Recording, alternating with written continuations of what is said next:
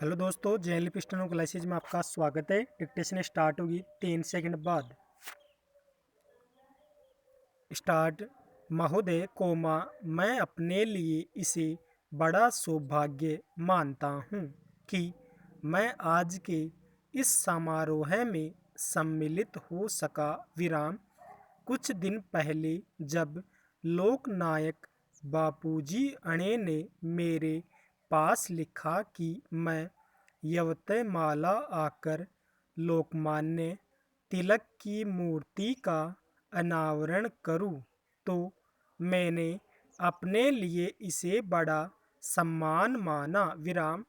इसके उसके साथ साथ बापूजी ने यह सूचना भी दी कि यदि मैं यहाँ आऊँगा तो मुझे यह भी सौभाग्य मिलेगा कि एक बार फिर उनके दर्शन कर सकूँगा। विराम।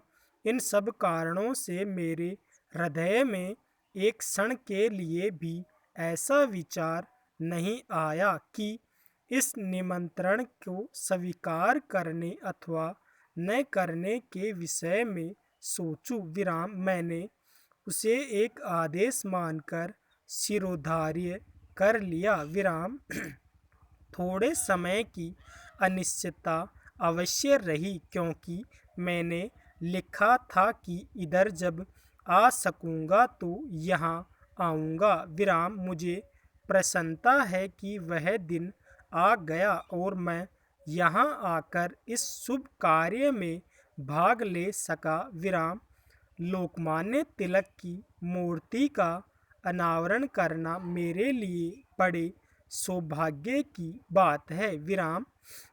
लोकमान्य ने केवल इस देश को जगाया ही नहीं, बल्कि उन्होंने कांग्रेस रूपी जिस भवन की नींव डाली वह आज स्वतंत्रता के रूप में हम सबको मिला है। विराम। अपनी बुद्धि, अपना शरीर और धन, जो कुछ मनुष्य के पास हो सकता है, सब कुछ देकर उन्होंने देश को जागृत किया और हमें स्वराज्य के लिए तैयार किया। विराम। जिस समय यह नहीं समझ पाए थे कि उस स्वराज्य के लिए और भी कितने त्याग की आवश्यकता होगी, उस समय उन्होंने हमें केवल यही मंत्र नहीं दिए कि स्वराज्य हमारा जन्मसिद्ध अधिकार है, बल्कि उन्होंने यह भी बतलाया कि हो सकता है कि ब्रिटिश राज्य के जेल खानों में रहकर हम देश की अधिक सेवा कर सकेंगे। विराम। यही कहकर उन्होंने कड़े कारावास का दंड हंसते हंसते हर्ष के साथ झेला और सारे देश के सामने एक उदाहरण रखा, जिसका इस देश के लोगों ने हजारों और लाखों की संख्या में अनुकरण किया और अनुकरण करते करते अंत में हमने स्वराज्य भी पा लिया। विराम। पैरा। आप लोग लोकमान्य के काम के ढंग से और बहुत निकट के दर्शन से मेरी अपेक्षा कहीं अधिक प्रचलित है। विराम। मुझे तो उनके संपर्क में आने का थोड़ा सा ही सौभाग्य प्राप्त हुआ था। विराम। आपने आप में से बहुतेरे ऐसे होंगे जिनको उनके पीछे पीछे चलकर काम करने का सौभाग्य प्राप्त हुआ होगा। विराम। मुझे इस बात की और भी प्रसन्नता है और ईश्वर को धन्यवाद है कि ऐसे लोगों में एक प्रमुख व्यक्ति लोकमान्य बापूजी अणे भी ईश्वर की कृपा से एक भयंकर रोग से मुक्त होकर इस सभा में उपस्थित हो सके। विराम। मुझे आशा है कि हमें उनका उपदेश बहुत दिनों तक मिलता रहेगा और यह हमारा पथ प्रदर्शन करते रहेंगे। विराम। इसलिए अब जब कि हमें स्वराज्य भोगने का अवसर मिला है, जिसके लिए हम संग्राम कर रहे थे। विराम हमें उसे सार्थक बनाना है। विराम पैरा महोदय कोमा अभी 54 वर्ष ही पूरे हुए हैं जब हमारे हाथों में अधिकार आया और उस समय से आज तक अनेक प्रकार की विपत्तियां आती रही और देश भांति भांति की कठिनाइयों का सामना करता रहा। विराम ईश्वर की दया और हमारे बड़े लोगों की तपस्या के फलस्वरूप हमें उन सब कठिनाइयों को किसी न किसी प्रकार झेलने में और पार करते आए हैं। विराम उस समय आ गया है जब हमें सब बातों पर रचनात्मक रूप से विचार करके काम करना है जिससे हमारे देश की दरिद्रता दूर हो, शिक्षा का अभाव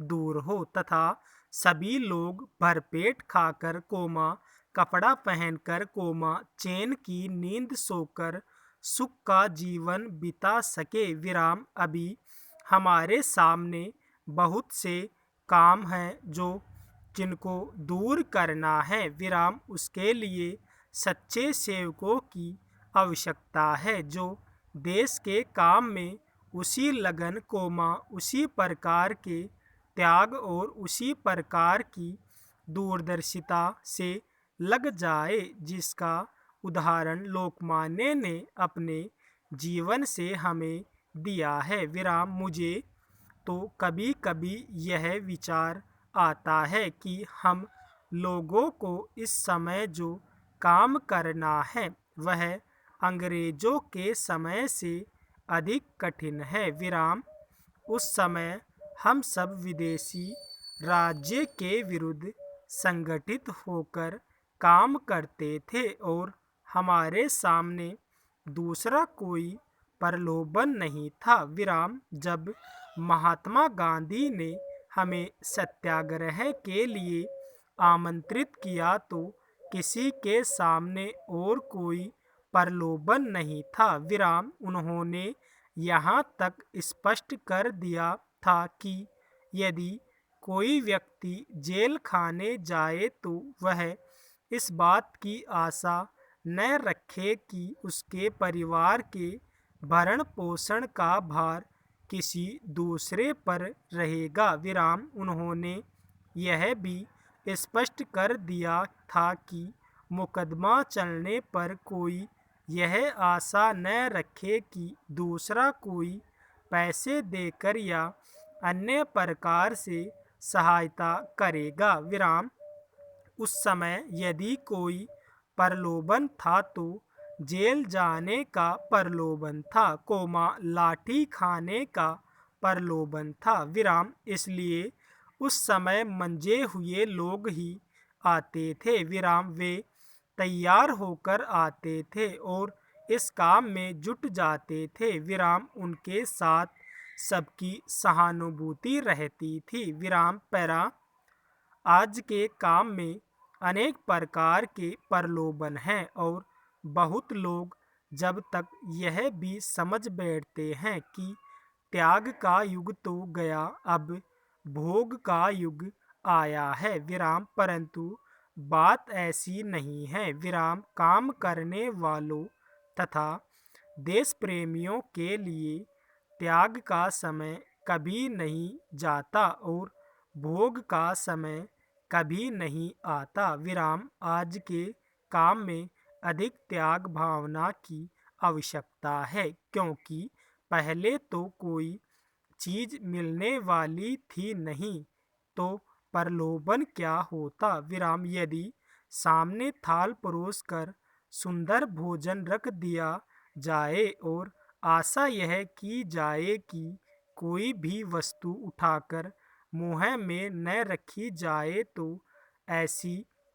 ऐसे प्रलोभन से बचना कठिन है। विराम ईश्वर को धन्यवाद है कि वह इस प्रलोभन के रहते हुए भी हमारे देश में ऐसे लोग हैं जो उसी लगन के साथ काम कर रहे हैं और करते रहेंगे जिस लगन से उन्होंने पहले काम किया था। स्टॉप।